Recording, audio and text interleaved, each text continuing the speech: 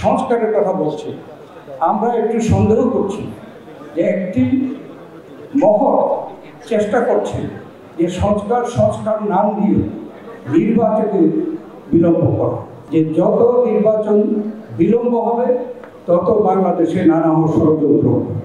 যে এই সরকার প্রতিষ্ঠিত হচ্ছে বৈষম্য বিরোধী ছাত্র গণ অভ্যুত্থানের ফসল হিসেবে, এবং তারা অন্তর্বর্তীকালীন সরকার তাদের এই দেশে তারা কিছু কাজ সম্পন্ন করে এমন একটা পরিবেশ সৃষ্টি করবে যেই পরিবেশের মধ্যে মানুষ তাদের অধিকার ফেরত পাবে।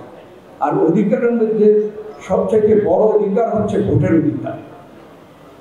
সেই জন্য আপনারা দেখেছেন যে আমরা যখন এই সরকারকে সমর্থন দিয়েছি, সাথে সাথে আমাদের ভারপ্রাপ্ত চেয়ারম্যান তারেক রহমান এবং আমরা যেখানে যেভাবে আমরা বক্তব্য রাখছি, আমরা কিন্তু এই কথাটা পরিষ্কার করছি যে অতি দ্রুত সংস্কার সাধন করে নির্বাচনের রোডম্যাপ দিতে হবে। ইতিমধ্যে আপনারা দেখেছেন যে সরকার সংস্কারের কথা বলছে, আমরা একটু সন্দেহ করছি যে একটি মহল চেষ্টা করছে যে সংস্কার নাম দিয়ে নির্বাচনে বিলম্ব করা। বছর শেষের খুশি নগদে হবে বেশি। নগদ পেমেন্টে নির্দিষ্ট ক্যাটাগরির কেনাকাটায় ৩০০ টাকা পর্যন্ত ক্যাশব্যাক।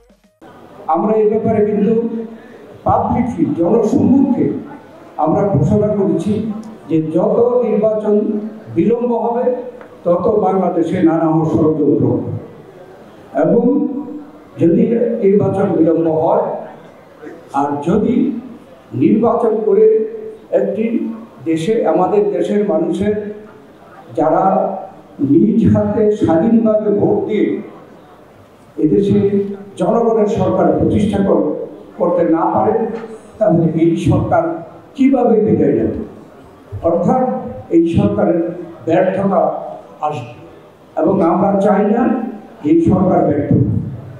এই সরকারকে আমাদের মতো একটি বড় দল, জনপ্রিয় দল, দেশনেত্রী বেগম খালেদা জিয়ার দল, তারেক রহমানের দল, আমরা এই সরকারকে সমর্থন করেছি তাদের সফলতার জন্য। তারা ব্যর্থ হলে কিন্তু আমরাও ব্যর্থ হব, এদেশের জনগণ ব্যর্থ হবে।